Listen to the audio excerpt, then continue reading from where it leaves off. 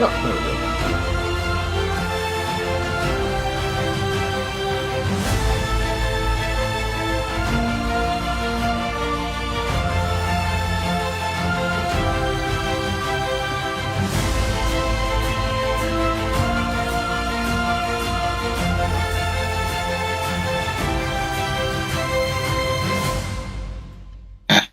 I beat Captain's Lady to put a comment out. All right. Welcome back, everybody, to the Mystic Syndicate. I am your host and Dungeon Master, Brian, and this evening we are on Session 2 of Eclipse of the Ancients, a Dungeons & Dragons 5th edition custom content campaign created by yours truly. So, guys, gal, welcome back. Hope everybody's had, think it's been 2 weeks. I think it's been 2 weeks. Feels like 2 weeks. So, glad to see everybody made it. Indeed. Yeah, I know a lot of people were really kind of like, we need this tonight, like really badly. And I totally understand. It's been a rough couple of weeks, and it's like, yeah, let's get into some role playing here. Let's get some D&D going on. So folks watching at home, thank you all very much for hanging out with us this evening, checking us out. Make sure to give us a like, thumbs up or whatever, and subscribe. That would be really very, very helpful. You can watch all, of course, of all our videos over on YouTube, which you're probably watching right now. Weird. And, but you can also listen to our shows as podcasts over at the Mystic Syndicate on iTunes and Spotify. So make sure to check us out there. And leave a comment. That would be kind of fun. Just say, hey, listening. Tell us where you're from, where you're listening from. That would also be kind of fun. Also kind of find out where you guys are. All of you all are at. All right, so let's go ahead and start with introductions. And I think we're going to just use the... how do you guys want to do this? Do you want to do the Discord and go down? Or do you want to do the actual, like, what they're seeing on screen and, like, start with Jolly in the corner? Well, if we start with Jolly, then go to Pav, then me, then Melinda, we follow the thing on the stream, which is less confusing than. Okay, yeah, we can start with Jolly and then just move across. Yep, sounds good. Yeah. But I like letting you know confusion. Well, very good. Well, as way of introduction for myself, Jolly is my name.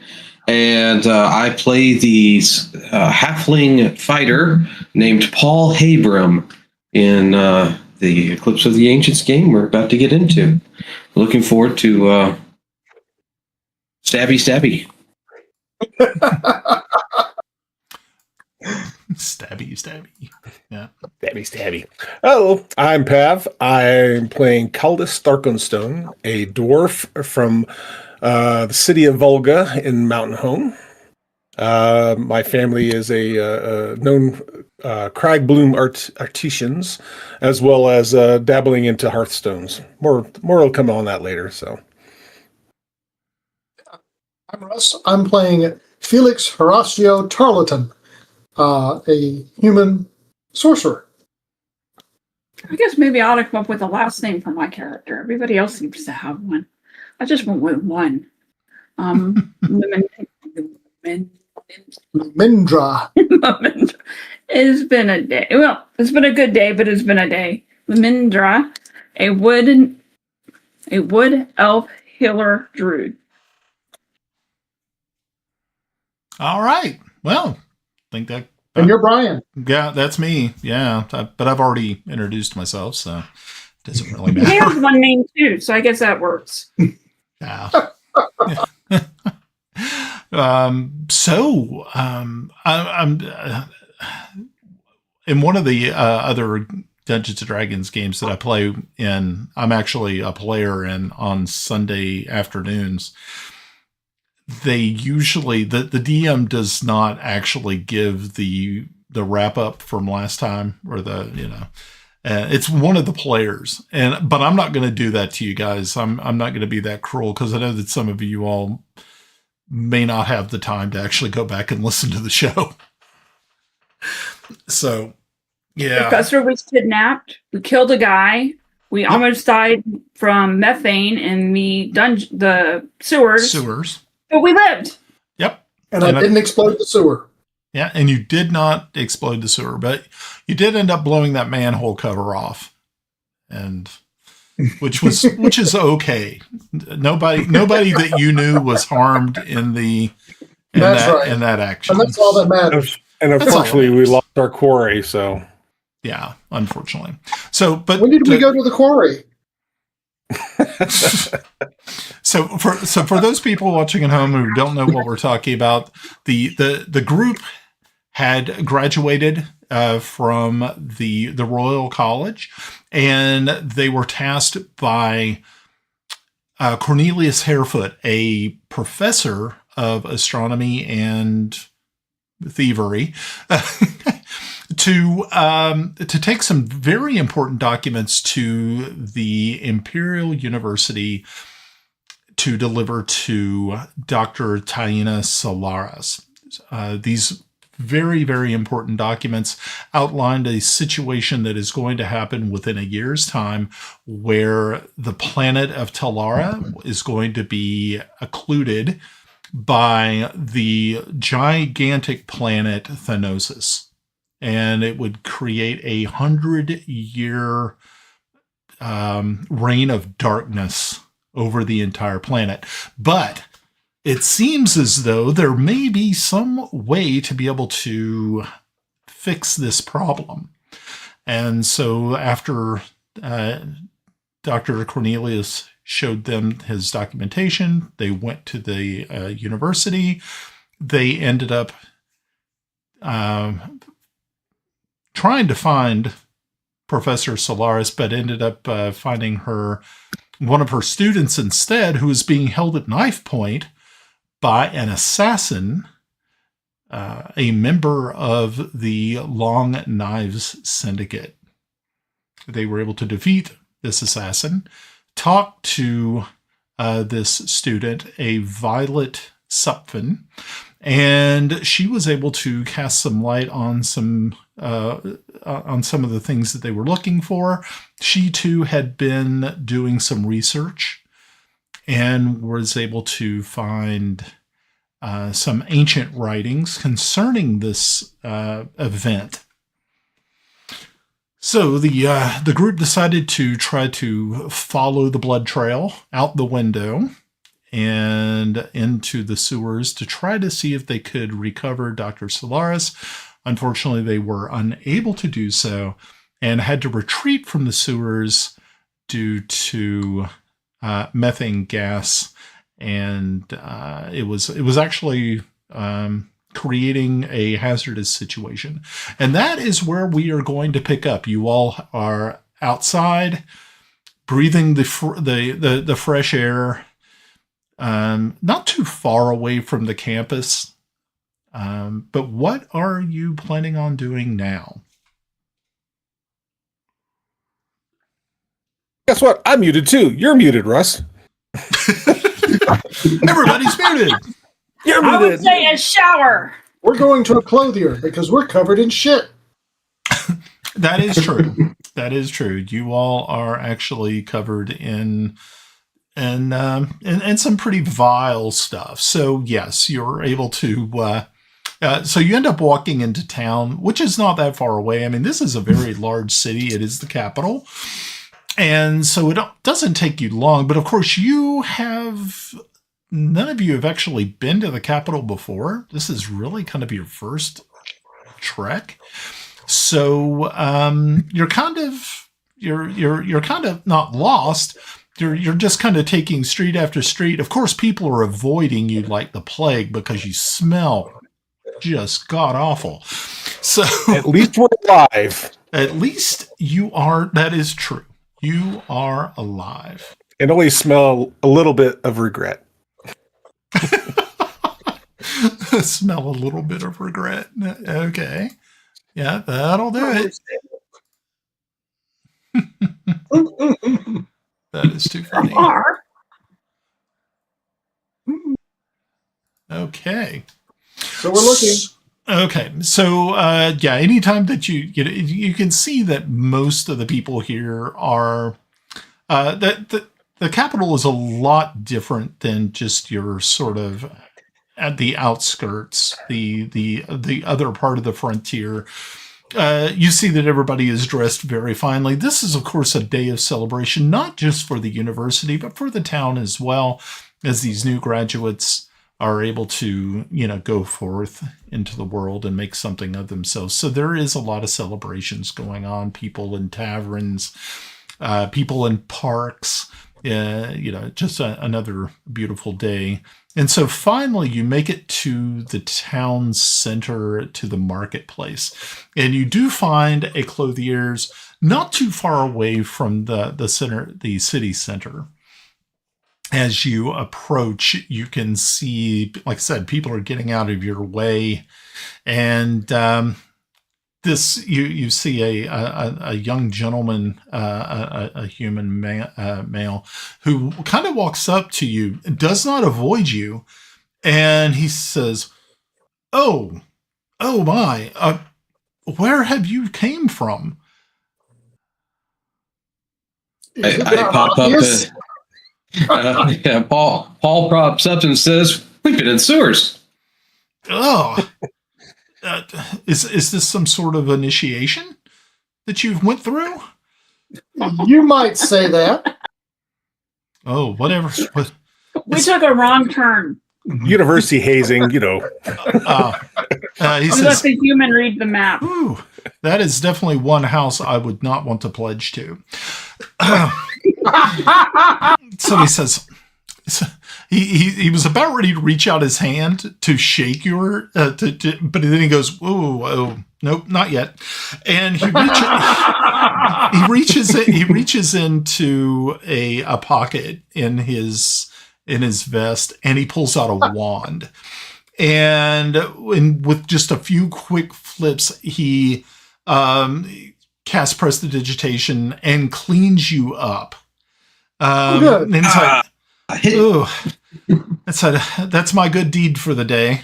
Then he puts his hand out and he says, "My name is Miles Buchanan. It's so nice to meet you, gentlemen, lady." He says, Are you walking into the clothier? This is my uncle's establishment. I wanted to save you the embarrassment because he can be quite cruel, and so we appreciate the insta clean. That was very nice, and we saved us a few coin. Appreciate it. But now since we're clean, we don't need to go to the clothier. Are you sure?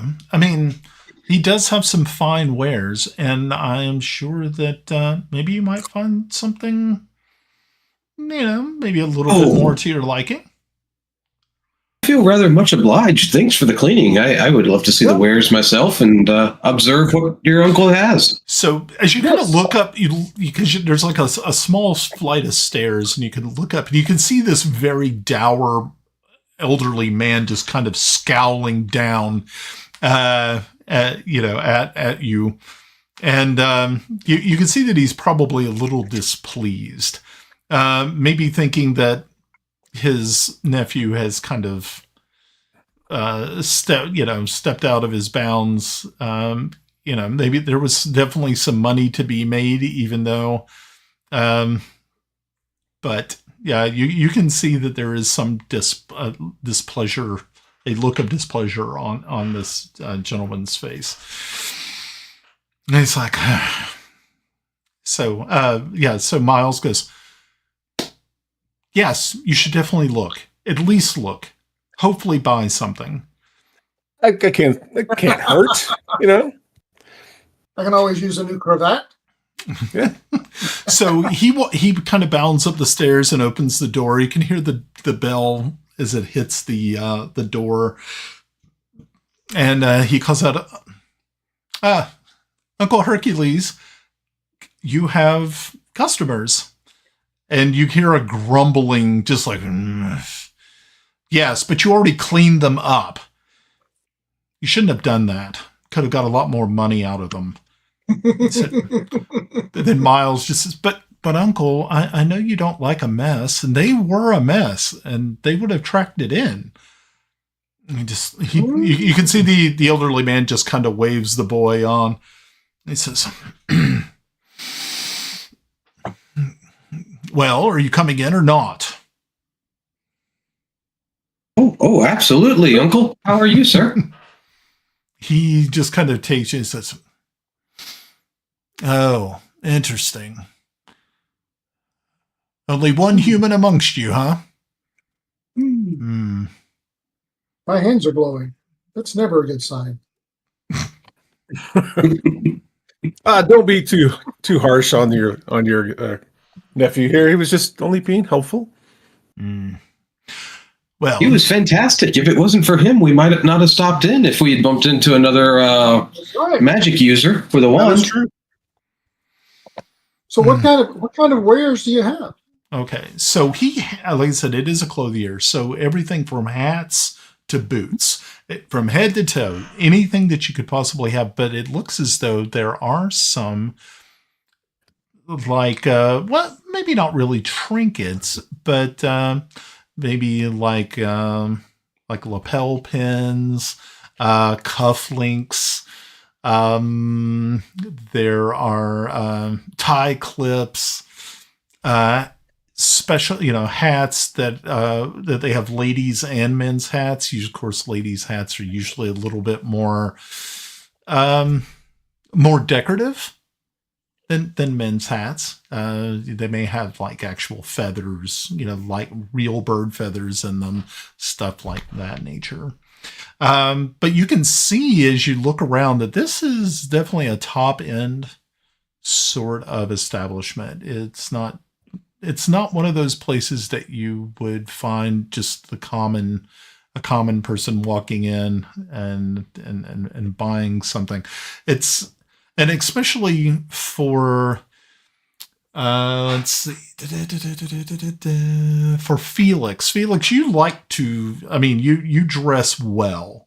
And so you can really, you can appreciate, Resonate. you can appreciate what you're seeing. Yeah. So, the elderly, Uncle Hercules just, well, look around. If you need something fit, just let me know and we can take measurements. You can hear that there's someone else in the back, and you can actually hear the it's the treadle of a sewing machine, a foot pedaled sewing machine is ramping up, doing little bits. So obviously there's somebody in the back who does alterations and sewing.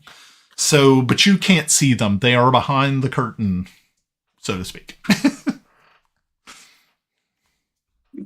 Very cool. All right, wander around. I'm pretty well set for clothing at this point. Mm-hmm. What about anything in particular that catches my eye? You do see some things that are, like I said, there is a set of cufflinks here that seem to be, there is a black gemstone in each of the cufflinks. Mm-hmm.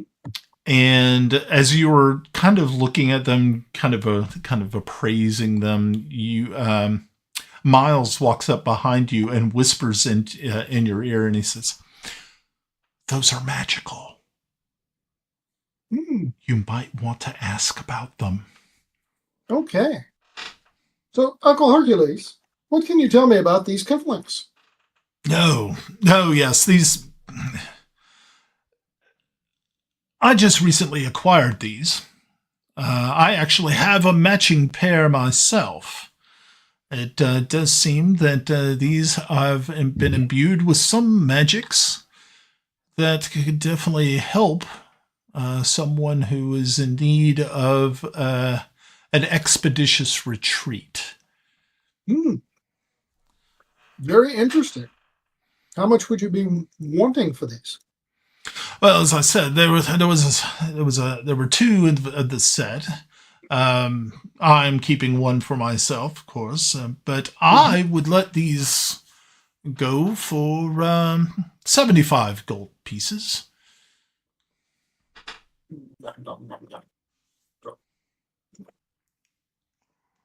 How many gold pieces do I have?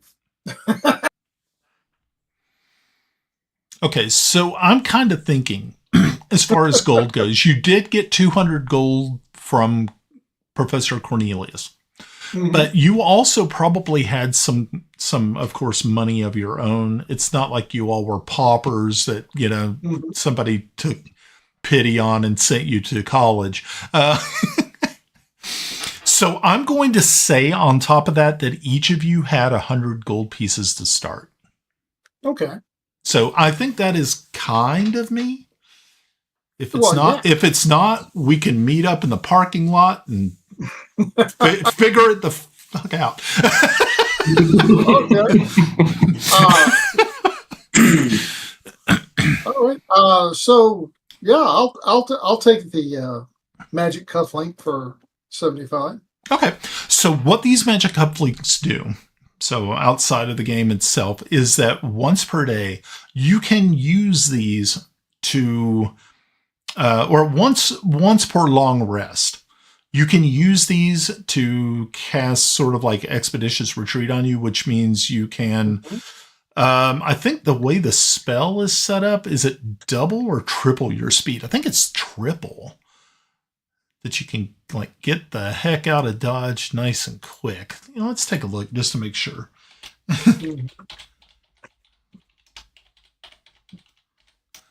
Oh yeah, let's see. What does that actually do? These are good questions. Okay, so spell allows you to move at an incredible pace. When you cast a spell, then the bonus you can take the dash action. Oh, so it's just a dash action? Oh, okay. Which is, how far can you travel with the dash? I thought it was like 3... 60 feet. Okay, so 60 feet. So yeah, I mean, you can take off. And it does not count, it doesn't like take up a spell slot or anything. And you do not need to be attuned to them. It's a pretty simple sort of spell. All right, where did he go? And for a wizard, it's probably, or a sorcerer, it probably wouldn't be a bad thing to have. Especially if things get hot and heavy, it's probably not a bad thing to have in your inventory. All right. Alrighty, that's cool. Yeah, so he takes them out of the case. He places them in a box. And obviously the box that they originally came in, and he takes your gold, he hands over the box, and he writes you a receipt. Yay! He then of course looks around at the rest of you and says, "So, does anybody else have any questions? And thank you so much for your coin, sir." Now you may leave. Get out. No, he's not that mean. I mean, he obviously saw that at least one of you had coin enough to to buy some. So now he's kind of he's kind of a little bit more like, oh, okay, so these people are actually here to buy stuff, not just look and then just run away, take off. So, Pam, was that lemonade or a margarita? I wish it was a margarita. No, it's I think it's an orange drink, so a fizzy. So, so I'll ask you. Say, do you have anything for hats, like a bowler hat or something that can spruce up my hat a little bit? He says, of course. I'm sure I have something here that would definitely fit a dwarven skull, I would think. So he reaches back and he's kind of looking through some items, and he pulls out, like you said, a bowler hat that looks like it would fit pretty nicely.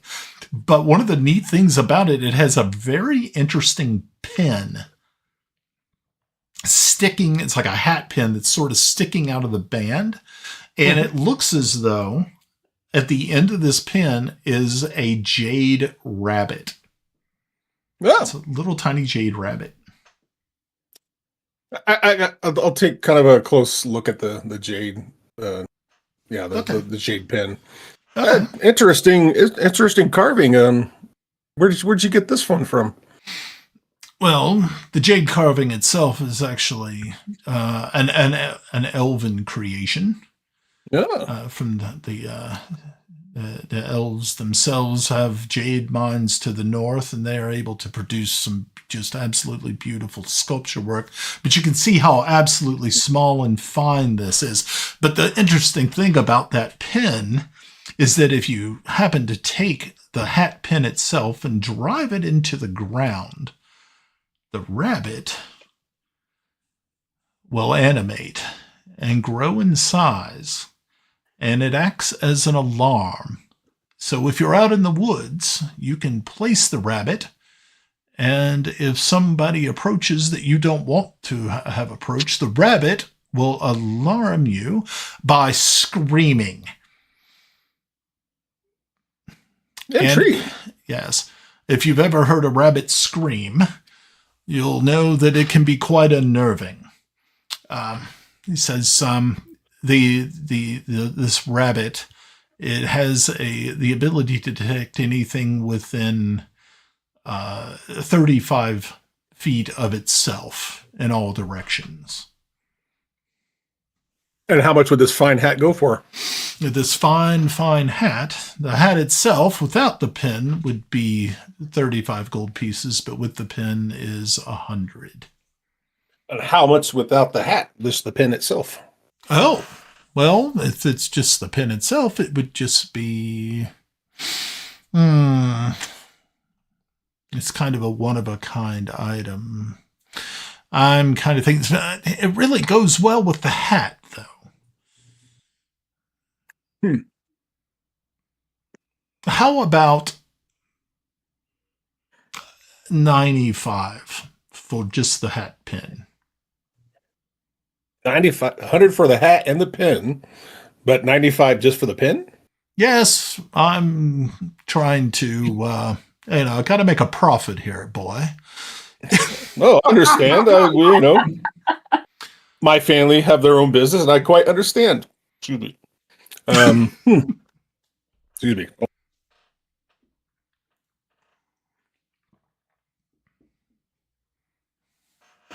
How about just 90? I don't know. Let's just say 95 just for the hat and the pin. I understand the profit, but that's quite a significant amount of gold there. Well, let's take a look. Actually, you know what? I want to do an insight check on him real quick. I want to see if he's BSing. Okay. Go ahead. All right. BSing. Yeah, if he's trying to pull one over me. Hold on. All right. Sorry, how's your persuasion stat? Not that great, actually, for him. He's not very persuasive. It's not horrible, but it's not my better skills. All right. How the hell? Why is this not rolling? That's a good question. Okay. How do I do this? How do I do a skill check? It should just be able to, pull up you should have your character sheet and just scroll down. It should be there. It's on there. The word insight, I think. Yeah, it brings up the skill proficiency list. That's all it does. Oh, well, let me give me a second. Okay. So yeah, it should show your skills, and then if you just click on the word, it should. Are you trying to do an insight? I know why. I actually hold on for a minute. I know why because I had it in the edit mode. Stop. All right. I was making notes. All right, there we go. Ooh. Okay. Wow, a 20. All 20? right. Yeah, you could be can, 20, you but- can you kind of get this idea that it's probably not as valuable as he's letting on to be. So with my family being artisans of crystal and stuff like that, Yep. do I kind of get a better understanding of really what the value of this thing is? Yeah, you're kind of thinking because it is such a specialized item that it really only has one real purpose. Yeah. That it's probably only really worth about 50 gold pieces. Okay.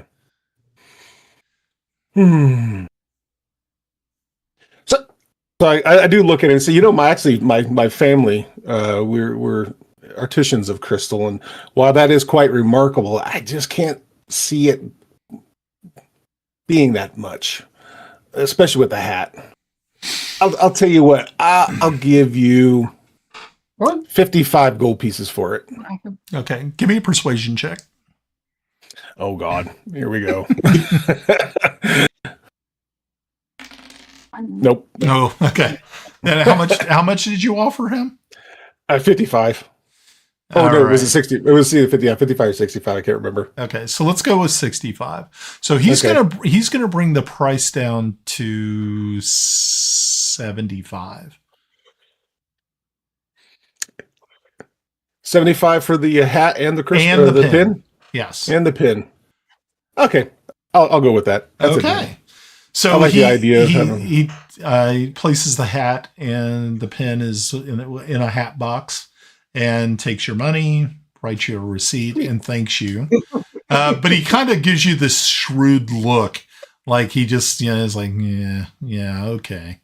I'm watching you. I'm watching you. 75. Okay, cool. Cool. So, I got a question. Sure. While we're in the merchant area, do we want to sell the heavy crossbow that we got, or is anybody using it? Nope, not this dwarf. Okay. Okay. Question. What's the question? Not to you, to the rest of the party. Oh, okay. Shut up, DM.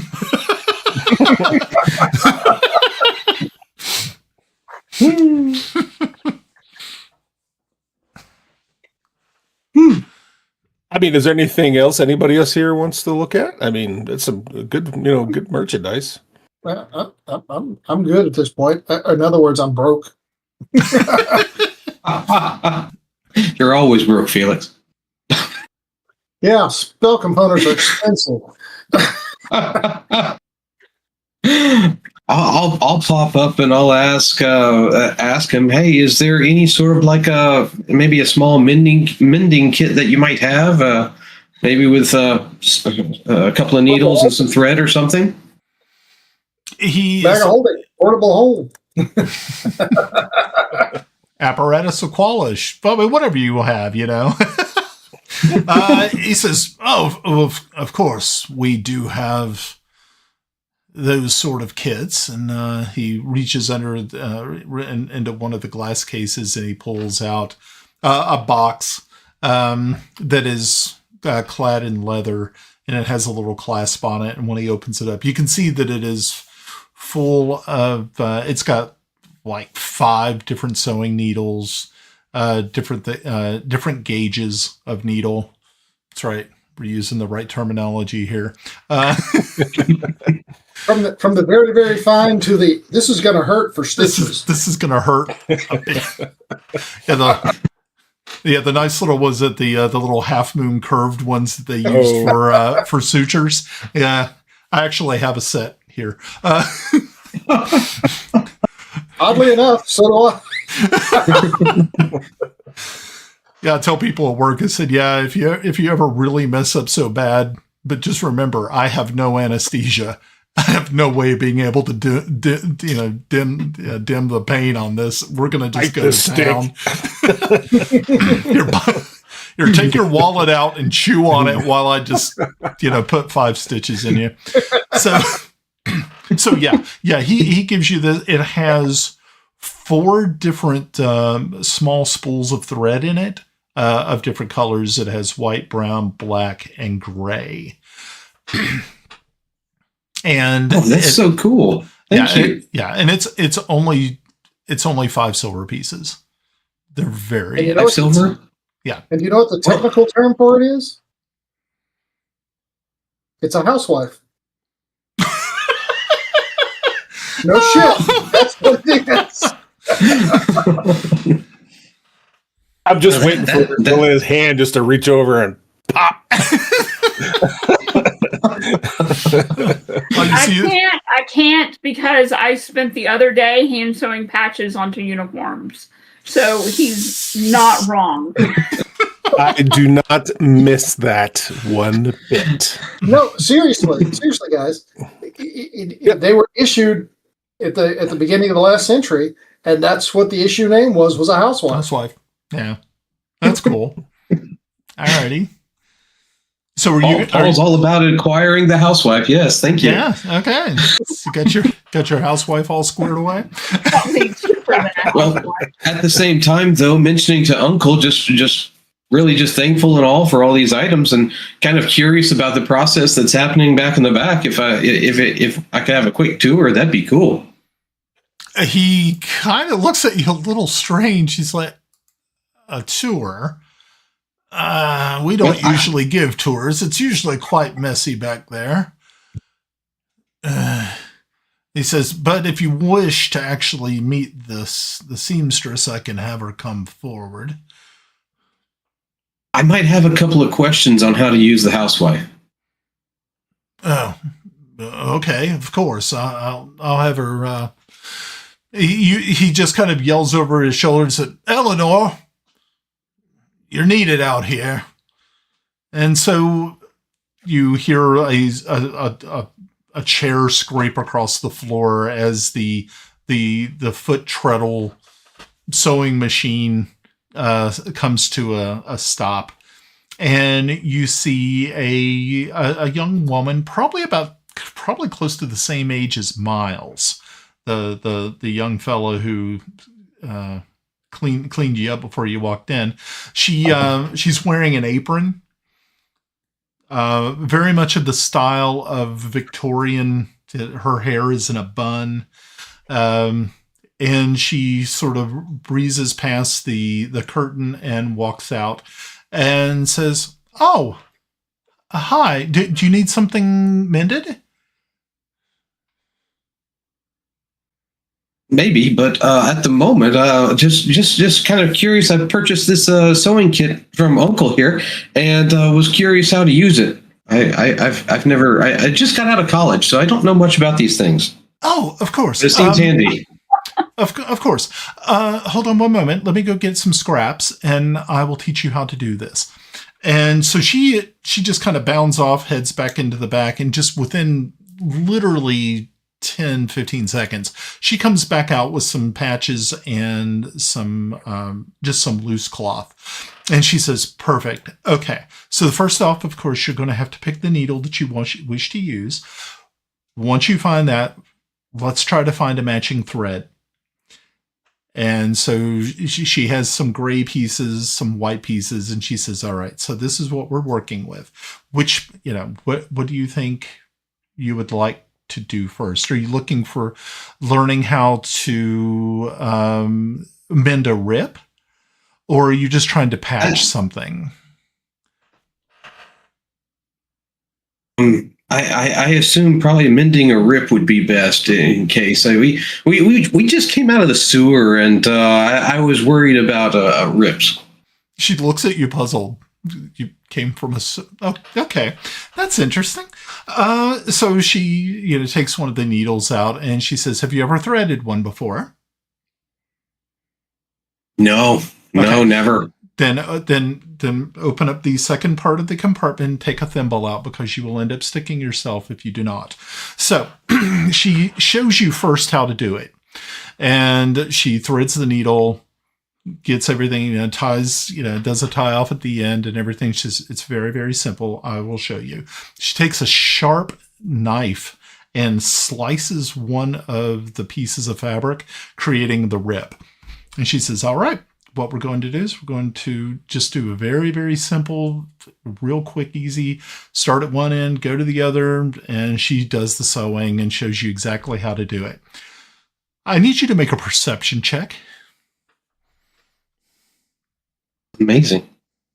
I've seen a perception.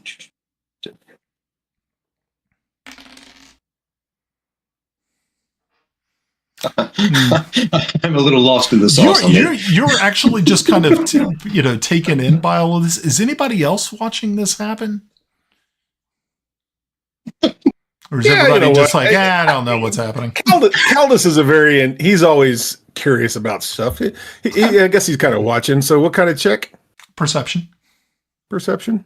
Yeah. Oh, Felix, you were watching as well? Okay, let's see what... Oh, yeah. Wow. Okay. So actually...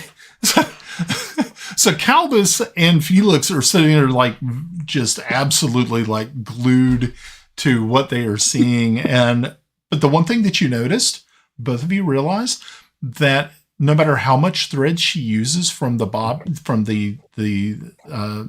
thimbles, are they bobbins or are they bobbins? Thimbles? Yeah, the bobbins. Okay, sorry. Yeah, I'm trying to be. Spools. There you go. Spools. The bobbin goes in the bottom of the sewing machine. Thank you. Spool is what goes on the top. Okay, thank you. Mm-hmm. My wife would be yelling at me right now. You're doing it wrong. Okay. So you notice that it does not seem that any of the thread is being used.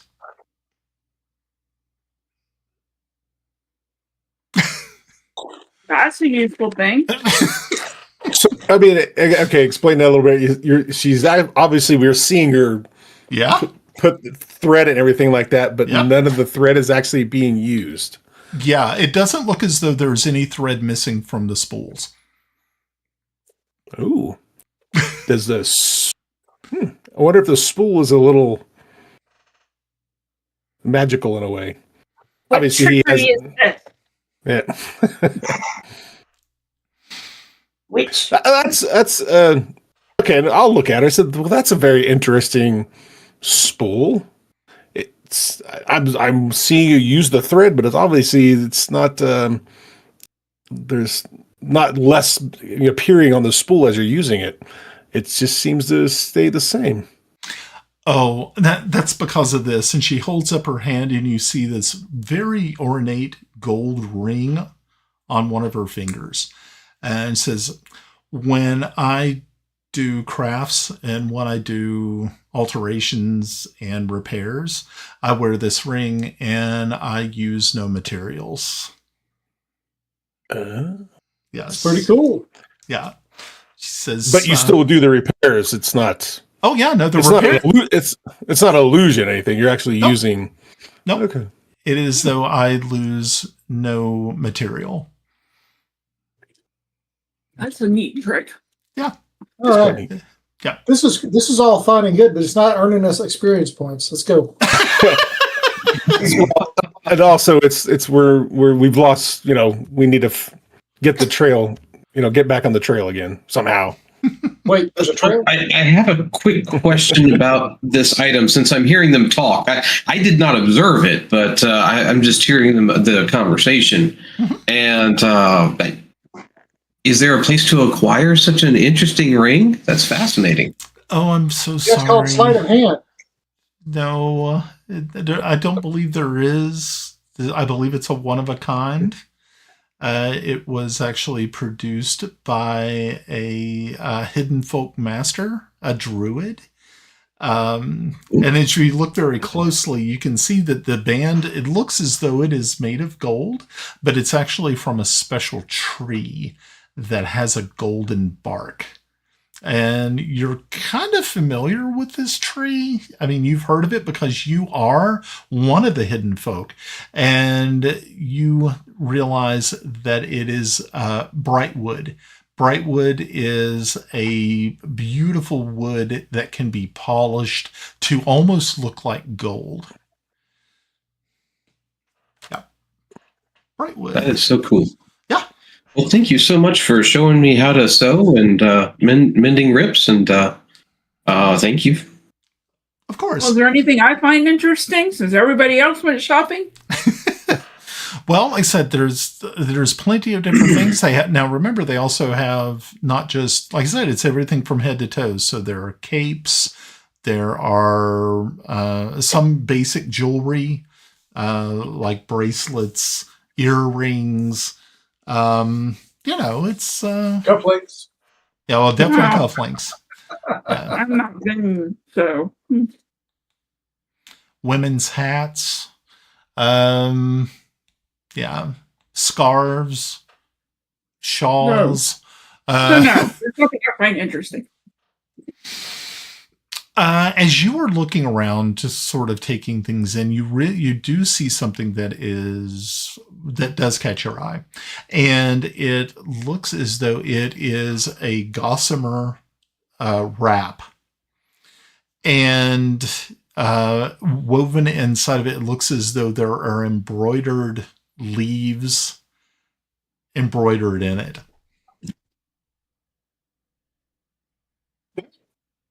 Cool.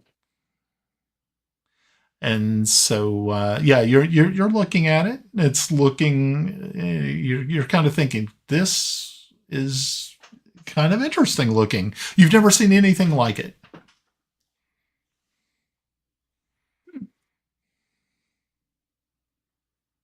Did we lose Melinda? Well, she's here. She's just I'm contemplating. I'm trying to think if I'm gonna be. I don't know. How much is the thing? It is 150 gold pieces. No. what, Well, does it's it, pretty, but it could stay there. what does it do? You hear Miles pipe up and says, it is actually something that I think is, he kind of looks you up and down, Lamindra, and says, you are a person who is kind of forest oriented. What? Forest oriented. Oh, but Yes. Yes. no. Okay. Yeah. Her microphone is like cutting out or doing something. I don't know. Okay. So, I had a mouthful of food. oh, is that what it was? Yes. What are we having tonight? We got to know now. Jersey Mike's. Jersey Mike's. All right. Cool. Okay. They kind of remind me of both Dino's in Warner Robins, Georgia. Oh, okay. Shout out to that place in Georgia. Okay. I bet Dino's. Okay. So he says, yes, if you happen to have this wrap on at a time when you are in a wooded area or an area that has bushes and there's like lots of leaves, what it will do is it will enhance your ability to hide. It's a wrap of hiding. Well, it doesn't suck. I don't have 150 gold pieces, so We could come up with 150 if you really, really wanted. I mean, Lumindra, it would probably look very stunning on you, so I'm happy to give you what I have to help. Well, what would you say? And okay, so I'm not a Caldus is definitely not a person of clothing and things like that, but I don't know. I want to try to do another insight check, but I'm not sure if it's going to actually be worth it. I don't know. What do you think? Go for it, All right. because my insight sucks. Oh yeah. No, there you go. Typical Kellex roll. Oh, yeah. But Lumandre, I'm sure you would look lovely in it. I'm more than happy to. I'm sure we can, put enough gold together. Well, actually, I'll look at the uncle and say, what about 125? He contemplates it for a moment, and he says, "Oh, 125 I can do. That makes more. That is something I could definitely work with." And he reaches over and picks up the wrap, the gossamer wrap, and folds it and places it in a tote and takes the money. Are you okay with that? I can afford 125. Okay. All right, but you guys are buying dinner for the next couple of days. We'll spot you, Lumi. It'll be okay. Yep. Okay.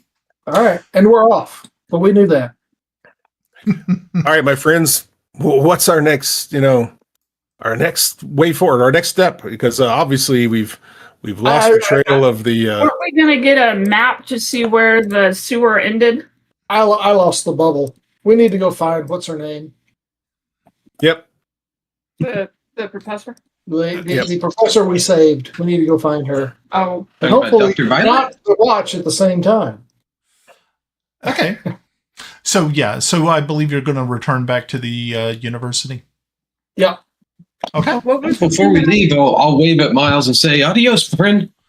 Take care, Uncle. You can see the uncle really doesn't pay much attention to you. You can just see that he's placing the coins that you paid for your items and into a cash register. But Miles, and you can also see Eleanor are waving from the window as you leave.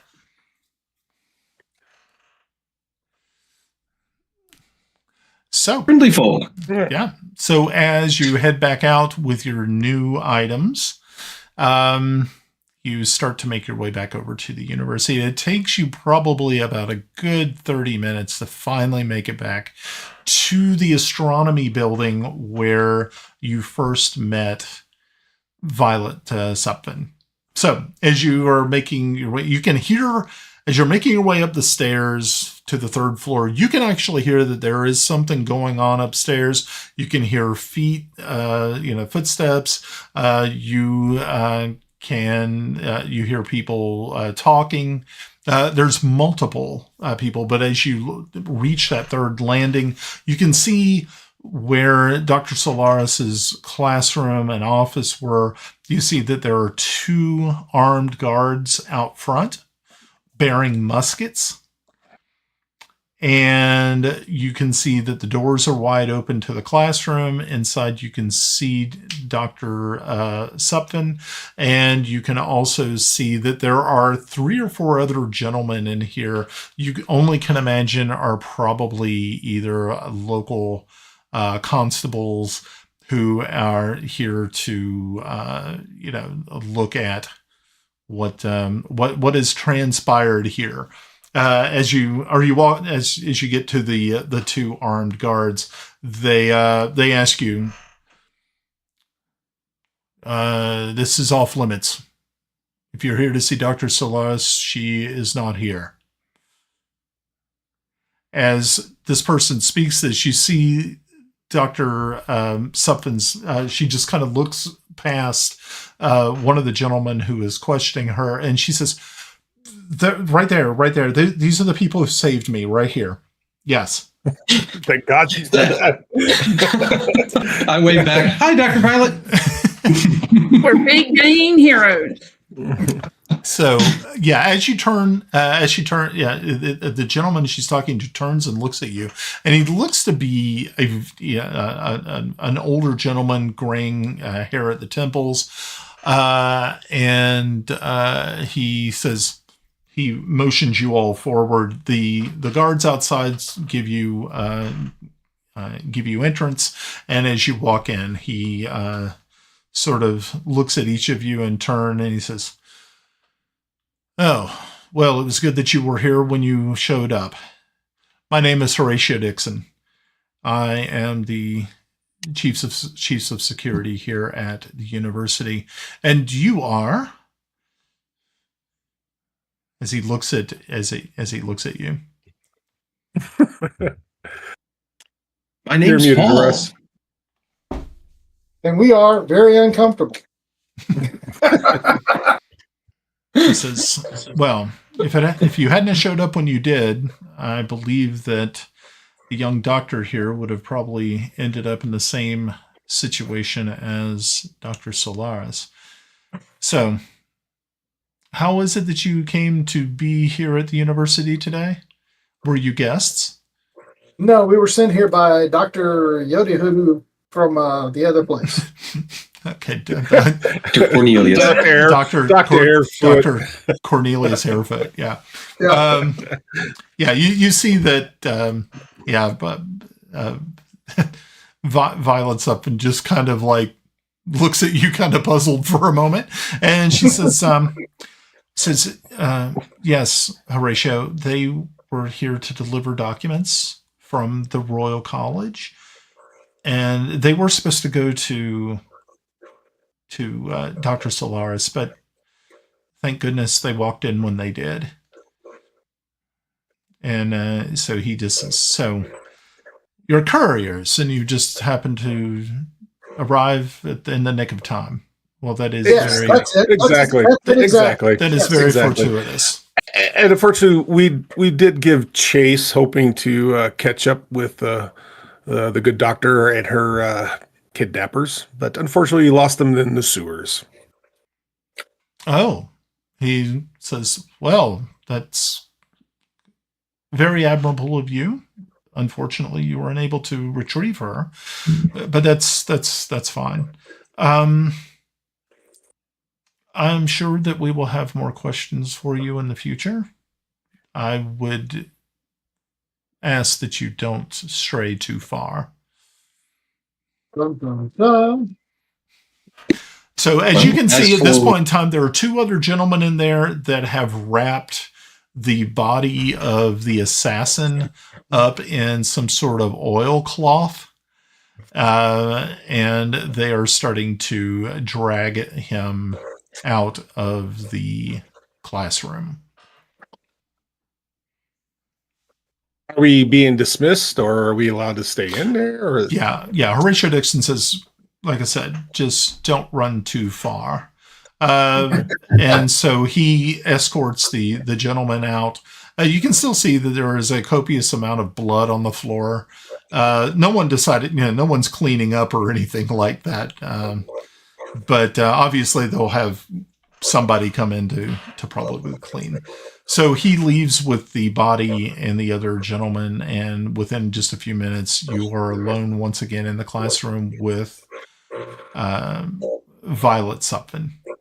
She looks at you and says, well, I'm very sorry that you didn't get a chance to find those responsible. But it looks as though you're no worse for wear for being in the sewer. I have been giving it some thought. Once you left, I was hoping you were going to return. I believe that most likely all of the answers that you seek on the locations of the certain dragons might be found here in the university library. Okay. Is the library close by? It is in one of the other buildings. It should only take us, it's just a short walk. But there are several libraries here, but I know that there is one of particularly human historical documents, being that the dragons themselves are not native to Talara, that they were actually brought here by the humans. So, whew, well, it has definitely been a day. Indeed, it has. Humans bringing something with them that can kill them. So she says, follow me. I'll take you to the library.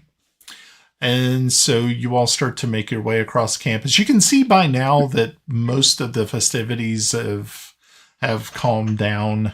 People are leaving the university for the day. And by the time that you get back here, it is probably more closer to like 4 o'clock, almost 5 o'clock in the evening. You can see that some of the buildings are actually closing up, but as you get to this one specific library, you can see that the lights are still on, and you see that there are people actually inside either returning books, texts, and things like that they were using throughout the year. But you can also see that there are some people looking at books while sitting at the multiple tables that are in this library. And I'm going to go ahead and take you over to the map. Why not, right? So let's take us over to the map. We like maps. Maps are fun. The map. Okay, and let me go What's ahead a and map? let's show the nice people at home what the map looks like. Alrighty, so I'm gonna just show you guys the map, and I'm gonna go ahead and place you. I've already placed you guys in here with Dr. Solaris, not Dr. Solaris, Dr. Supfin. That'd be funny. You can see that there is at least 3, 4, 5, 6 other people here in the library at this time. And you can see Dr. Supfin is right here. And Dr. Violet. I'm sorry? Dr. Violet. Dr. Violet. And so she says, I think what you're going to be needing are either in this shelf over here or this set of shelves here. It seems that these are more of an ancient history of when the Terrans, the humans, first came, and what they did and leading up to the Great Plague. So, Okay. okay. And as I said, there are definitely people walking around, checking stuff out, and yeah, and or you can see like there's this like large table up here, which is obviously the librarian's table, and there is a woman sitting behind it. And Where's the card catalog? You get the card. Break out make sure to remember your Dewey Decimal System for the kids at home who don't know what we're talking about. It's okay. We come from a different time. Or if you didn't put the card catalog, or you didn't put the card back in the catalog right, you could possibly be kicked out of the library. They wouldn't let us take the cards out. Yeah, I think you have to write it down. Yeah, you had to write like everything down, and then like, yeah, you could. And actually, I think it had like a metal bar that ran through. It was like a little hole. Yeah, all the at way, the bottom. Yeah, So would this you fall could. under the 200s, the 900s, or the 500s? 700s. 700s, art and Yeah. recreation. Yep. Just goes to tell you, we're old. Yeah. Speak for yourself. I'm a young spring chicken. So, what was it? And for like a year in high school, I worked in the city library as the periodicals librarian. So it was like, it's all newspapers and magazines from here. That was the most boring job I ever had. It was terrible. Alrighty, so here you guys are. You all can make investigation checks to see if there is some information you're able to glean from the stacks of books around you. A library, a very dangerous place. They always tell you to be quiet, and then someone uncovers some kind of forbidden knowledge. Where we got here? Just know we're in a room with books. Yeah. Okay. A 17. So not too bad. So of all of you, I think was that Paul did very, very well, and then Caldus did actually pretty good too. So Paul and Caldus, as you all are looking around, you see a couple of tomes that are really that just kind of reach out. One is early colonization. Yep. By Isham Ross. The name does not ring a bell, but you're kind of thinking it was the way that the book, it looks as though it was written after the plague. As you look through the book and you're looking at the copyright dates, you can see that it was definitely like probably about 10 years after the plague.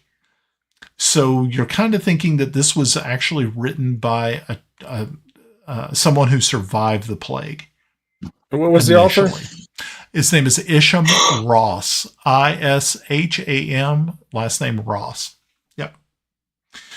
So you got to think that was probably close to a little over 1,000 years ago.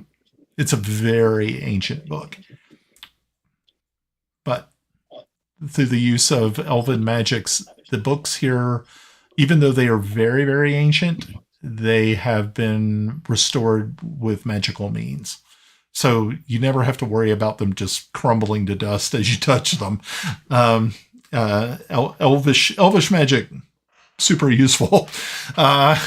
So you find that one. That one's interesting. And then Paul, you find one that really kind of opens up some definite possibilities. It's called Dragonkind. And it was right up my alley. Yeah, and it was written about 800 years ago. And it talks about the great worms. It talks about mostly where the environments that they live in.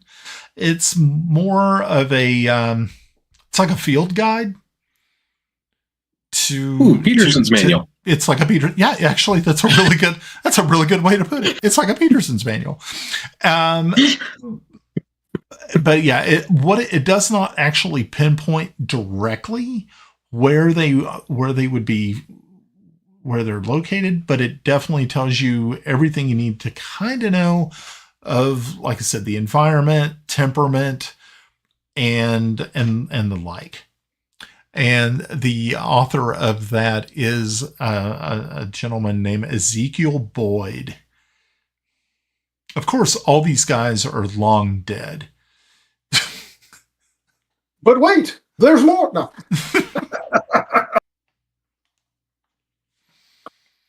Where's the necromancer? Anybody has speak to the dead? Guys out here digging people up and everything like that. Dig it I think it worked in the D&D movie. So, so as you all are sitting there kind of like going through these, of course, taking notes, you can't take the books, like these books are very kind of, they're not in the restricted stacks area, but they're definitely just reference materials that cannot leave the library. So as you're quickly taking notes furiously as you can, it's definitely helpful. But one of the things, we need to find an artificer that can duplicate item. Yeah. But Caldus, as you're looking through the colonization book, you start to see names that you were familiar with, ancient dwarven kings who were very instrumental up to the point where when the humans were actually at the verge of extinction, these ancient elven kings and princes, came to the rescue of the humans and saved them from actually pretty much dying out. So you see that's very, very interesting. But one thing that you notice in the writings is talking about there's trying to remember the name of the replicator. And the replicator is a building. And from what you know, as you know that all humans carry a communications device with them. And the replicator is what creates the devices. It's a very ancient device that was brought here by the first humans. So every human has one. And what it is, as you're reading along through here, you pick up something really, really interesting. And then it says that the replicator will take schematics, and whatever schematic that you load into the replicator, you'll be able to create whatever the schematic is, how it's developed. The only problem is there's only one schematic that anybody knows about, and it's the communications device. But at the bottom of this one paragraph, you see that the dragon mother, Dralakor, it is said that she has a vast library of schematics. And that if does it say what kind of dragon she is? Does it say what kind of dragon she is? They do not say. Yeah. But it is a legend that she holds the library of schematics. And these are like unbelievably technologically advanced items.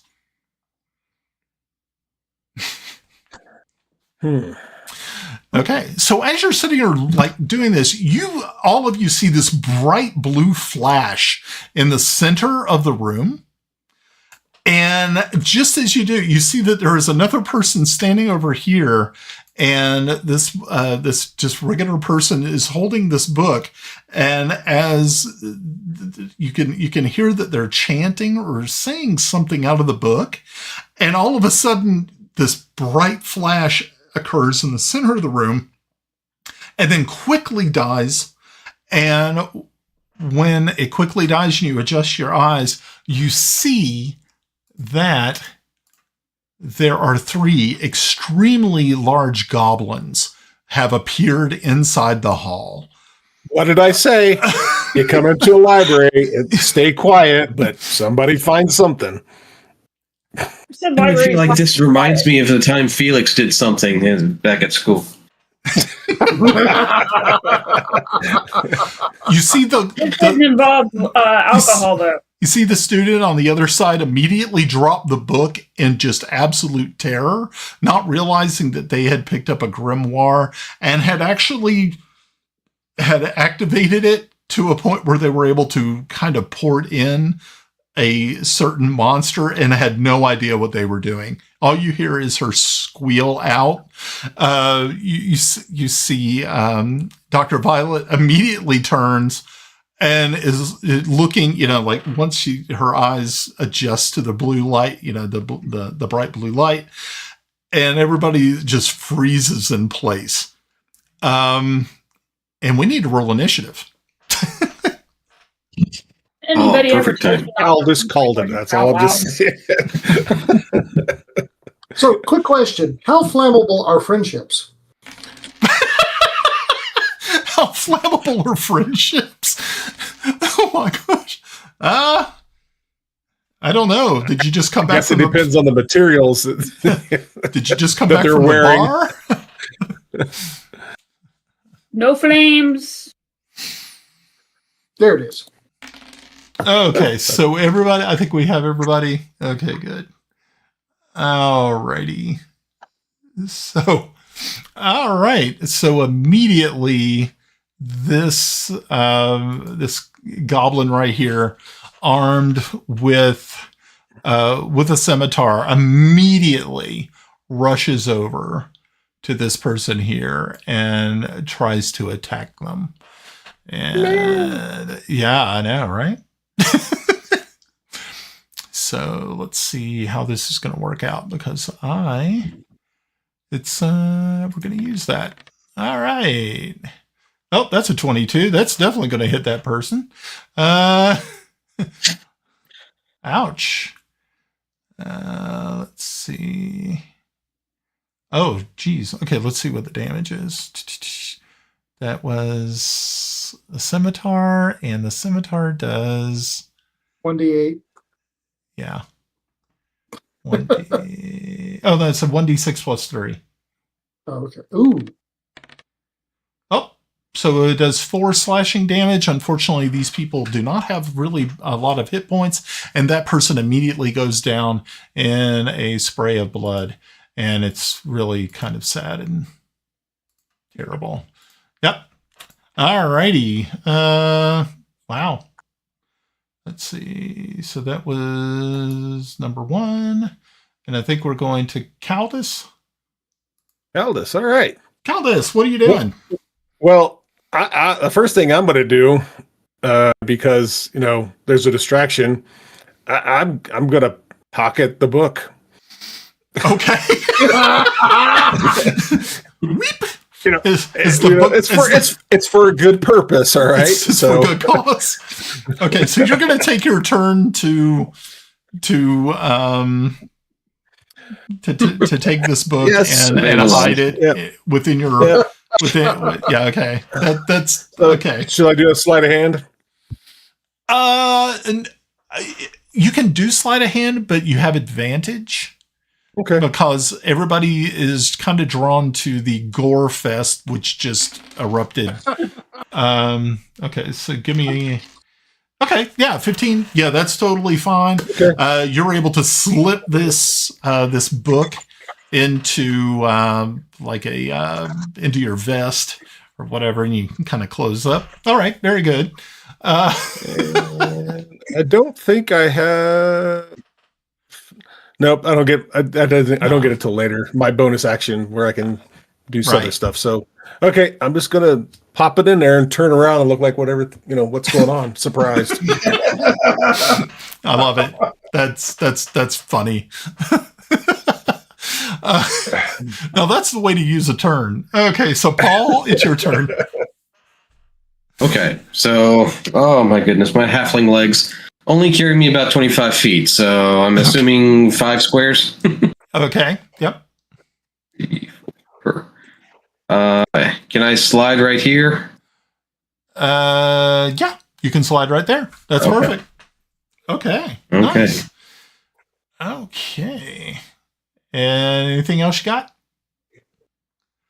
Not yet. I've got my sword armed right now, so I'm waiting to slice and dice. Okay. So yeah, the goblin sees you approach.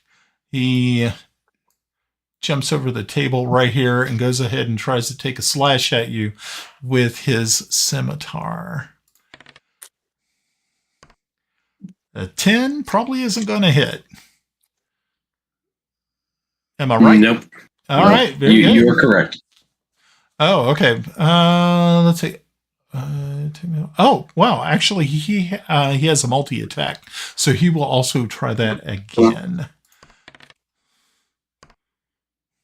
14. Oh, he's still missing. All right. Good deal. Awesome.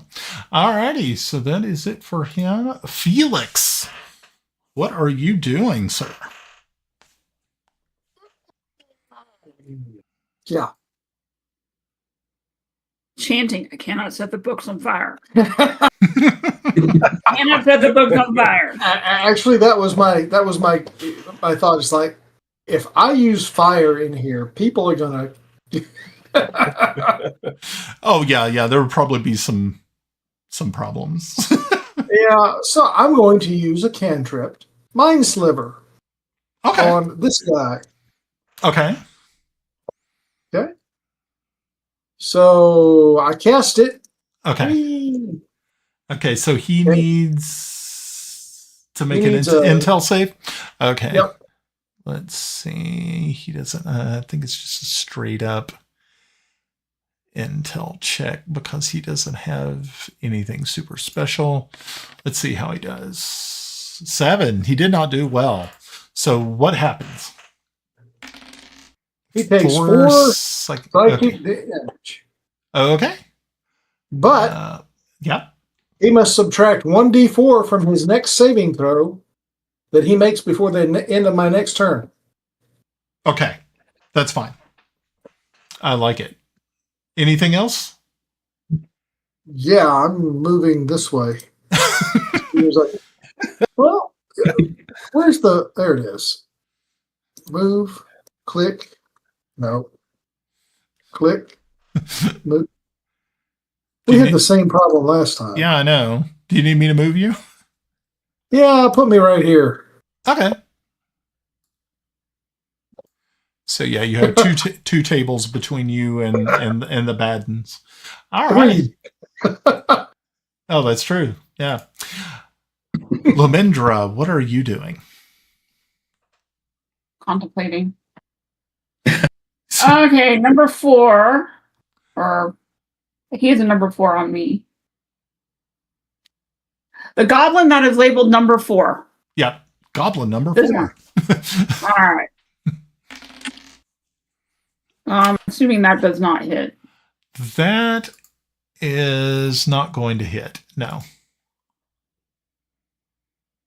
I'm going to tickle him, and then I'm just going to stand right where I am. Okay. Gucci, Gucci, Alrighty. So Super That's a Goblin. bad little goblin. So Super Goblin is going to jump up on the table and run over here. He is also going to try to hit Paul.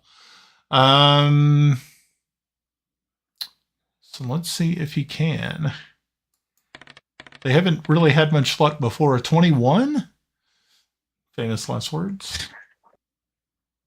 Wait, what did you hit me with? 21. Yep. That's going to hit me.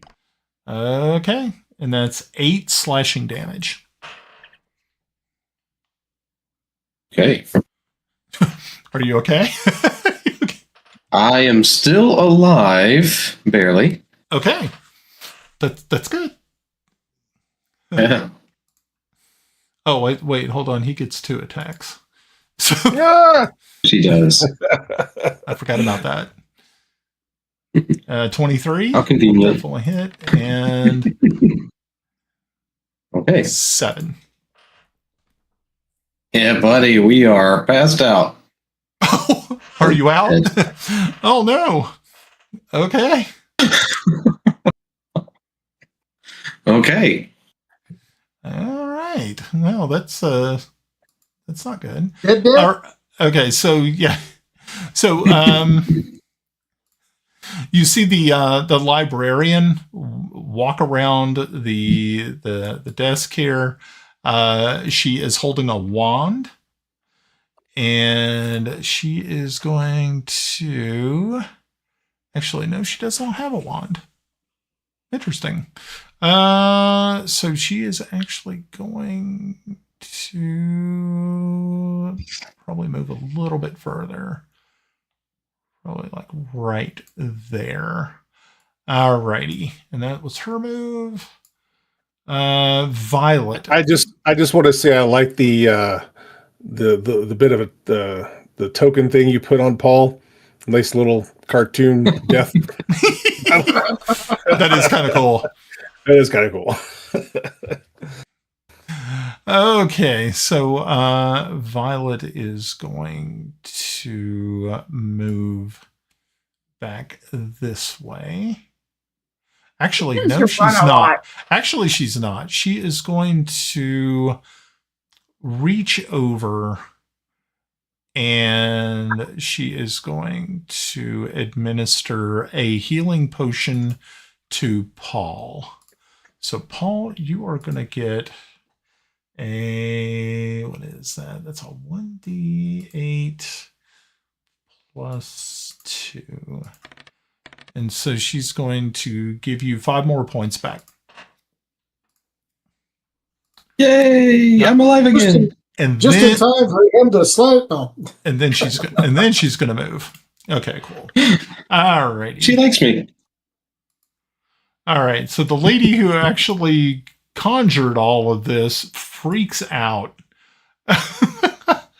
and is rushing for the door over here. So that's 23. But as she tries to sneak past this goblin, he is going to get an attack of opportunity on her. And yeah, this isn't going to go well. Yeah, and she gets cut down. Holy crap. So what you're saying is that Goblin's getting a lot of experience points. Yeah, he's racking it up tonight. It's hot. Okay. Too bad they're not transitive. Right. All right. So Super Goblin over here is ready to. He is going to rush up here to attack the librarian. First attack is a 13. I think that's going to hit her. She's not wearing. Yep. No. She's not doing good. Yep. 7 more damage. Full damage. She's dead. Wow. This guy's racking up the experience tonight. Wow. Okay. Calbus. All right. Well, while they're focused on Paul, I'm going to use my sneak attack. Okay. Throw a hand axe. Nice. Okay, let's see here. And that's probably going to be a miss. Yep, that's a miss. Unfortunately, that's the. I don't know. Is there anything else I can do? I can move. Yep. I'm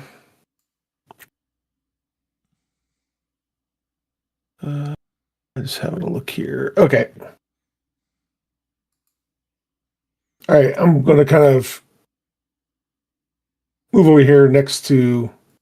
You know what? I'm going to.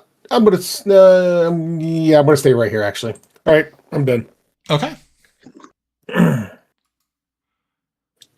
Okay, Paul. Okay, so Paul, you are prone, but you can attack. If you decide to use half your movement and stand up, you will get, of course, attacks of opportunity from 2 of them, and probably won't do well for you. But that's a thing. Well, I would love to attempt to slash at the goblin's foot in front of me. Okay. I'm on the ground. He might as well be on the ground with me. Yep. Okay. Okay. Let's see now. That'll hit. That's a 24? What? That is okay. Okay, for piercing. Nice. Okay. Alrighty. And could that potentially have brought him prone with me or not? No. No. Oh, okay. Yep. Okay. So and would I be able to arm crawl like close to Felix or close to Caldix? If you can give me a deck save with the DC being a 15 to see if you can kind of roll out of harm's way there. Nope. 10. Okay. All right. I'll stay with it. Okay. So So Super Goblin, the one in front of you, is kind of taken off, kind of taken aback. He did not realize that he thought you were completely down, and so when you reached out to smack him, it kind of threw him for just a quick moment. So he is actually going to lose his turn because he is surprised. So he is losing his turn. Next is Felix. It's decided since the lady is dead, we're using fire. Okay. Casting firebolt at that fella. Firebolt. Don't miss. Okay.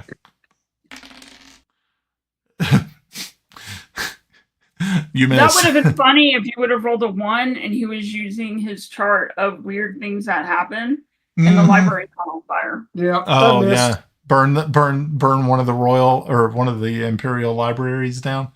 Yeah, that'll get you friends. Yeah. All right. Whoosh. Okay. That's it. No bonus action. Lamindra, what are you doing? I'm going to step here. And then I'm going to gas Thunderwave. Oh, so you're going to get Paul too. Yeah, sorry, but he can't really go anywhere other than into the bookcases, so it's fine. Okay. So what is it you're doing? Thunderwave? Yep. Okay. Alrighty. Paul's going, nobody likes me. Okay, so they need to what do. did I do? So they both need to make con saves for DC 13. 7, 4, and Paul. Okay. So the first one got a 4. And the one that's or the one right in front of Paul, and that's a con save, right? Yes. Yes. Okay. And he got a natural 20. So let me know what what happens. All right. So if you fail, you get 2d8 of damage. Okay. So go ahead and roll the damage. Okay. Okay. And it's pushed back 10 feet from me. Or, yeah. Okay. If they successfully save, they only take half as much damage and they're not pushed. Okay. So he takes 13, and the other guy does not get pushed, but he takes half damage. Okay. Yes. Good deal. And as an equal fun thing, Uh-huh. everybody within 300 feet of me can hear the boom. Okay. Wow. Alrighty. So Paul, how did you end up with that? Did you I haven't rolled yet. Constitution save, is that right? Yeah, Constitution save 13. And you did fine. Okay. So you are going to take half of that damage. You really can't be pushed because you're prone. How much was the damage? It doesn't matter. Yeah, it does. He still takes half damage. Yeah, yes, but he doesn't move. Yeah. Right. But he has less hit points and you just did damage. That's okay. I'll give you some hit points on the next round. Just don't die. Andy's up. Andy's down. Andy's up. At least it's not Pav trying to do. Okay, so what was the damage? So I can half it. It was 6. Well, no, it was half of it is 6. So you half are is 6. Okay. So you're already once again. Yeah. I'm out again. Yay. little Paul. Sorry, sorry. I got rid of the other guy who was going to hit you. So Paul is the little Grim Reaper. I am dreaming of health potions circling my head right now. All right. So the goblin that took the full damage. I need to roll a wisdom save on him. Actually, he did pretty well. So he is going to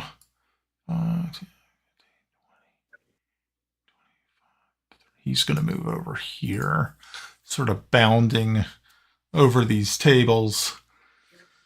And he is going to try to attack Felix. But I don't know if he will be able to or not. 14, Felix? Considering shield just went up, no. Cool. And he's going to use his second attack. Natural 20. Well, that's going to hit, but... Yeah. Okay. So... What? Yeah, okay. So I guess... excuse me. Pardon me. So, okay, well, it's going to hit, but it's not going to do the full damage. Well, no, it'll do whatever he did, whatever he rolls. Okay.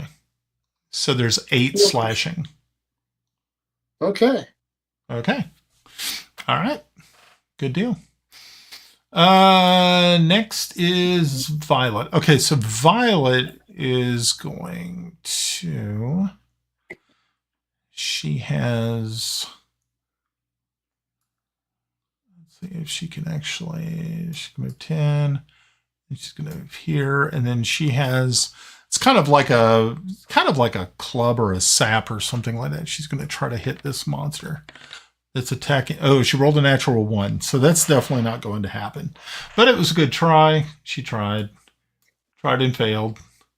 Let's see. So we're back up to this goblin who was on the killing spree, and he is going to go. He's going to move here. All righty. Next is Caldus. Kill it.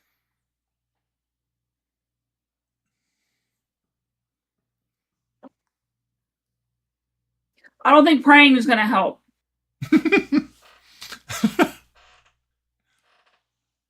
You're muted. You are muted. I want to attack, but I want to get Paul out of there. Paul's dead. Paul's not a very good shield. Well, he's only a little guy. You know what? I'm going to take out my bag of ball bearings and throw it out on the floor. I'm going to try to cover. I think is it like a 10-foot, 10 by 10, Brian? Yep, Anybody know? I believe so. All right, so I'm gonna try to put it centered here so it'll cover this area here. Okay. So that's going to make difficult terrain for at least this goblin here, and just in case this one decides he wants to come toward us. Okay. I want to try to get up here and try to drag Paul away, but I think that's going to use all my actions throwing those ball bearings out. Mm-hmm. I think so too. All right. Okay. Okay, I'm done. Cool. Paul, I need a death savings throw from you. Dun, dun. Okay. Let's see. Well, we are definitely testing the system of shard this evening and seeing how this works. I think I just hit this button. Yep. And you did good. That's your first. Okay. You needed a 10 or better. So Okay. that's yeah. So we have to do it 2 more times. So, alrighty, very good. And Super Goblin is going to attack Caldus. And 14 Caldus. Hold on. I have yet to be attacked. 14 hits, just hits. Okay. And that's 8 slashing damage on his first attack. Oh boy. Okay. Second attack is a 17, Oh god. which is also going to do 8 points of damage. So Wow. I got a question. While he's I guess he's not swing. If he's swinging, he's not really moving his feet. So Nope. So he's not going to trip. Okay. Well, I'm down. Get knocked What was the down. total? Hopefully you get back up 15. again. Okay. Yeah, I'm definitely down. Man, I can only heal one of you. That's fine. Do I just don't Paul. There's either of you. Okay. All right. So you took the full, and then you took the other 7. So yeah. Okay. So now we have two of them. 2 Grim Reapers. The Reapers definitely reaping today. You know, if you didn't like a character when they came up with it, you could have just said so. This is a little drastic. I like my character. All right, Felix, what are you doing? Slowly bleeding out. Are they wearing metal armor? They are actually wearing leather armor, and they have a shield. Do they have a metal helmet? No, it doesn't look like they have any metal helmet or anything. It's just leather armor and a shield. You're And not making probably, this easy. You know that? and probably a stinky loincloth or something like that. All right. I am casting Shocking Grasp. All right. No, I'm not. No, you're not. Oh my This is a table, right? Yep. I roll under it. Okay. I'm not. No attack of opportunity, but Yeah. he can't see me. Okay. So you are now under the table. Alrighty, Lamindra, your turn. I'm gonna try for number 4 again. Okay.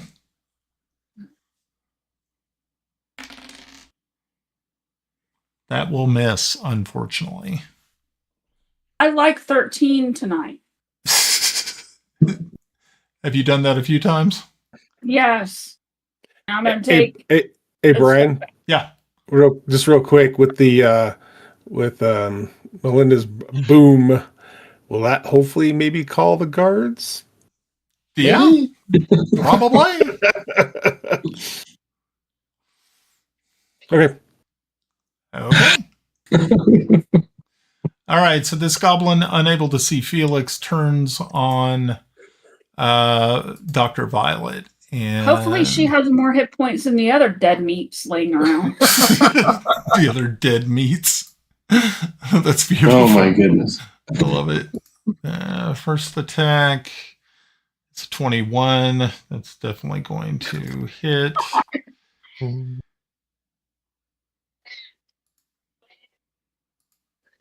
It's a And good thing that girl is already dead because I would have killed her after this is over.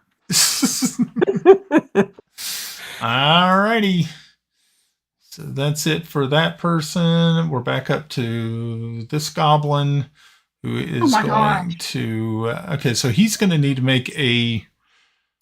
He's going to jump up here on the table. But I think he's going to need to make a dexterity save because of the what is it that Caldus threw down? The bearings. Yeah, let's see what happens. What happens? Oh yeah, he's fine. So he jumped up on the table. And he's going to make one more move so he can attack Lomindra. So do I get to attack him since he jumped in on me? Nope. He didn't try to get past you. So here we go. Great. My turn to die. Hey, everybody gets a turn. Mm. 18? I'm sure that'll hit To you. hit. A what? A 15? 18. Of course it hits. Okay, so you We're take six, first level, Brian. you take 6 slashing damage.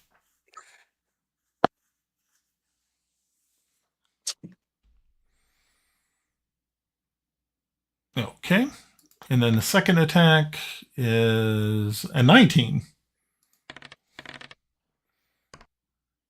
And 7 damage. I think that probably takes How you many? over the. So 7.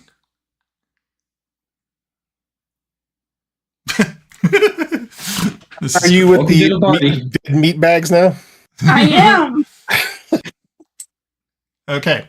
So, I mean, honestly, if you didn't like our characters, you just had to say so. so Lumendra, as you kind of as the lights kind of go out, you hear the large large glass doors that you all came into when you first came through into the library are shoved open very, very quickly. And you actually, and Felix, you hear this as well as see it as you hear multiple muskets firing into the hall, into the library. You can actually see like the mini balls striking books. And it's chaos. It's absolutely maddening chaos. As You got to the table just in time.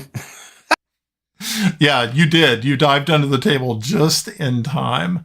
And within just a few extra moments, you see that there are 10 guards sweep into the room.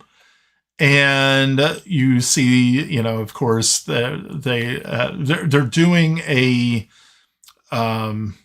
it's real. It's more or less, I guess, sort of like a line tactic that you would probably see in like the British would use, where the first rank would go to the knee, and then the next rank would shoot over them. So yeah, I mean, all you hear is the whiz. It's like bees flying past you as many balls just, and you see the dead body of this goblin just tip off the table and literally land right in front of you, as it just looks at you with just absolute anger as the light goes out in its eyes. And just within a few moments, there's an all clear, a halt to firing as you crawl out from under the table. You are literally the only person left alive. The entire party had 1 hit point left. That's beautiful. Oh man! So Felix, as you are standing there, just stunned, you're almost in shock, because of number one, the damage that you took. But yeah, I was kind of looking. I figured by the beginning of round 4 is when reinforcements would arrive, and you guys made it to round 4, and I was like, oh god, if Lumindra had not done the thunder wave, it would have went further. But being that she did thunder wave, it alarmed people on the outside, and that's why. So the end result is that the rest of you wake up in the university infirmary like hours later. You see that Felix is there. He's got his arm kind of wrapped up and everything, but he looks pretty good. He's not laid out on a bed. As your eyes flutter open, and you're realizing that that was a very, very sharp turn of events, and it could have been quite bad. Oh my gosh! So we at least come back with 1 hit point, right? Yeah, but I will have to tell you that the beautiful thing about this is, you're going to get experience for the fight. So we are definitely going to do that. I have to figure out how to do, I got to finish it. I need 273. Finish. Okay. Let's see. Let me try to figure out how to work this. Okay, so I think You have to end it first. I did end it. I finished it, but I got to finish the encounter, and then I guess I grant treasure, because I guess no treasure has been defined. Well, I'm showing the encounter is still active. Okay, well, hold on. Patience, young grasshopper. No, I'm not. I'm just telling you what my screen shows. Okay. Alrighty, so I'm going to didn't say anything about treasure. So I'm going to go ahead and click on OK. Did it give you guys anything? Yes. It did? Yes. What? Oh, wow. Jumped up to 177. 77. Ah. Cool. Well, you were generous. Do it again. No. Without the killing us part, though. Oh, but that's the fun part, is killing it. No. Oh my gosh. Woo. Yeah. You guys actually really, for the most part, really lost your like second encounter. But you did actually, you did good though. You were able to survive. Wasn't a TPK. Yeah, it was not a TPK, No, but it I was trying. But like I said, if it had not been for Lumendra's spell, it probably would have it would have ended pretty poorly. So thank you, Lumendra, for saving the campaign. Yeah, thank you. Yeah. Well, my next action was going to be stand up and knock the goblin off the table, and go out the window. And I was waiting for you to use your expeditious retreat out the window. Okay. Well, that's pretty good. Alrighty. Well, I believe this is probably not a bad place to close up shop for the evening. Guys, thank you all very much for coming out and playing tonight. What did you guys think? That was awesome. Thank you, Brian. Okay. Yeah. We lived. One hit point. 8 is One almost hit point. One hit point. alive is alive. And Russ, but you remember what they always say, that's the most dangerous, monster is the one hit point monster. Yep. No, we were not monsters. Oh man! Think for yourself. Huge shout out to Tank Ferret in the chat there. Talking about hitting him up for character sketches. He'll whip him up in his free time, no cost. Paul knows how to get a hold of me. Oh, He's the fellow I shared he did a character sketch for me I shared it on X, and it's my pirate cap. It's one of my pirate captain pictures. It's got the D&D logo, and it's got like the pirate flag behind it. I'll have to pull it up again for him. But Tank Ferret's a really cool dude. Cool. Really appreciate him. So yeah, that's wonderful. Thank you so much for offering that. That's kind of that's a rare gift. we do have 10 people watching tonight from the wow. Yeah, that's really good. Yeah. That's wonderful. So big thanks goes out to Tank Ferret, and let's see who else is out here. I can see. Was just that jolly guy. I don't know who he is. Guy Friendly. Yeah. Yep. Very nice. Okay. Well, So players, thank you all very much for coming out and playing this evening. I hope you had a good time. Sounds like you did. People watching at home, make sure to check back in with us in, 2 weeks for this game. It'll be 2 weeks, but I think next week is Dune, Adventures in the Imperium. So I don't know if we're wrapping that one up next week or not. We will see. We'll see where it goes. It could be a total party kill. Tune in and find out.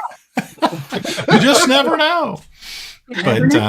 You just never know. But check us out there. If you have a chance, check out some of our other videos here on our YouTube channel. We have an entire campaign, the Princess of Selene, which was almost a 3-year campaign. It is all on video, all right here on this channel. Feel free to check it out. Please don't judge us for episode 3.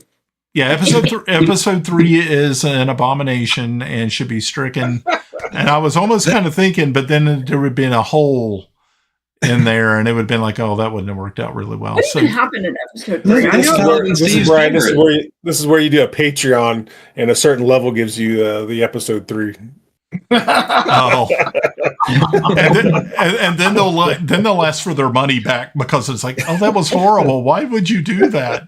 It's like, I didn't mean to. We also this Saturday we've got Windrose coming up as well. Oh God, yes, that's right. So yeah, if folks watching at home, if you're not familiar with Windrose is a pirate simulation game that you can find on Steam. Myself, Jolly, Pav, Albie, sometimes if we're lucky, get on there, and we're pirates and just out there on the 7 seas doing all types of crazy fun stuff. Windrose is a great game. If you get a chance to check it out, please do. I think it's worth your time. If you're looking to kill time, that's a game that you'll forget what time it is. Yeah. Oh, fantastic. Yeah, I think I did get my main character to 11. Yeah, so I can make gunpowder now, so that's something. Oh, sweet. There you go. You'll need it. But yeah, no, thanks everybody very much. Like I said, if you get a chance to give us a thumbs up, a like, or a subscribe, that would be absolutely wonderful. Thank you so much for doing that. We do appreciate it. It means a lot to us. I think right now we're at 177 followers or subscribers. That's pretty nice. I mean, yeah. I mean, it's a lot better than where we were, which when we started, it was like 0. Actually, I think it was just us. Just going to show you there are 177 people crazy just like us. Yeah. Speak for yourself. I'm not crazy. You were tested. You were tested. I was tested. I am not crazy. Okay. All right, guys. Do you all have anything else you want to say before we close up shop? No, just Are you thanks okay again with for all a quick watching? shout? Are you okay with a quick shout for a? There's a backer kit that's up right now. Just popped up this morning or yesterday. A backer kit? It's a backer kit. It's like Kickstarter. Uh-huh. It's called Rudiger's Almanac, and it's a new TTRPG game that's I think slated to come out like in December, and so they're trying to. It's an independent creator. Just I think he's from Canada. All the pricings are listed in Canada dollars, and so if you see 60, it actually means like 40 US dollars. So. Definitely just shouting them out. I seen them on X, and I was like, oh, that looks pretty fun. So it uses D20 mechanics and things like that. Nice. But Okay. anyway, yeah. Well, yeah, no, that's great. Yeah, hopefully that will generate some interest. All right. Yeah. Well, guys, thanks again. Y'all have a great night. You too. Good night, all. Okay, take care. Good night. Thanks, Brian.